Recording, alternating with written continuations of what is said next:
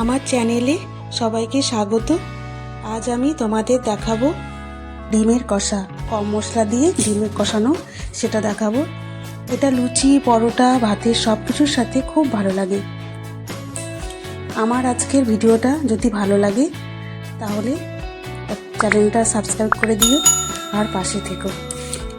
এবার চলো আরম্ভ করি আমার রান্নাটা। এখানে সিদ্ধ করা ডিম আছে, এটা বাটা মশলা,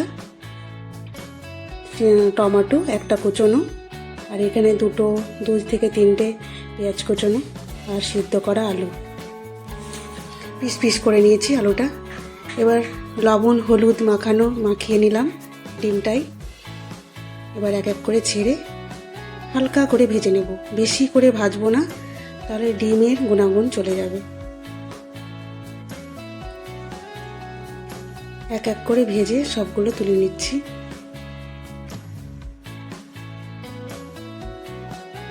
এই যে বেশি করে লাল করে ভাজিনি। এবার সিদ্ধ করা আলুগুলো ভেজে নেব।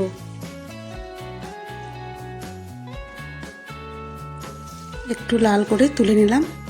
এবার সেই তেলেই আর একটু বেশি করে সর্ষের তেল দিয়ে পেঁয়াজ দিয়ে দিয়েছি।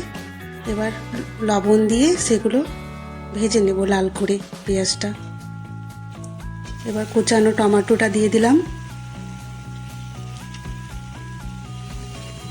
কুচানোটা টমেটো দিয়ে একটু নাড়াচাড়া করে নেব।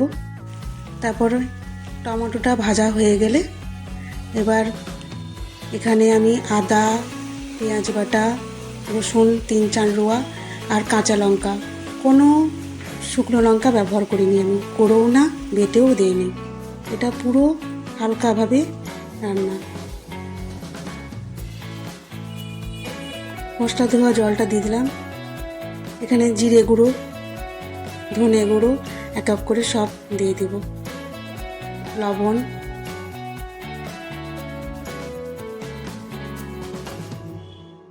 হলুদ গুঁড়ো সব দিয়ে দিয়েছি।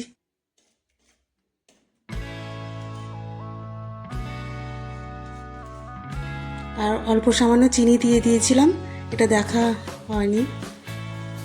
এখানে আমি এটা টেস্টি করার জন্য মশলাটা আমি একটু মিট মশলা দিয়ে দিয়েছি, তাহলে খুব ভালো লাগে, এটার সাথে বেশি টেস্টি হয় তখন। ভালো করে কষিয়ে নিলাম। তারপর একটু জল দিয়ে আমি এই গ্রেভিটা একটু ফুটিয়ে নেব। ব্যাস, ফুটে উঠেছে ভালো করে। এবার সিদ্ধ করা ডিমগুলো আমি কেটে রেখেছি, এবার এক এক করে সব এই গ্রেভির মধ্যে দিয়ে দেব। এবার গ্রেভিগুলো আমি এর উপরে দিয়ে দেব। তারপর আমি কড়াই থেকে নামিয়ে নেব। প্লিজ বন্ধুরা, যদি ভিডিওটা ভালো লাগে তাহলে লাইক করে দিও, শেয়ার করে দিও, আর কমেন্টে জানাতে ভুলো না কেমন লাগছে আমার রান্নাগুলো। এই যে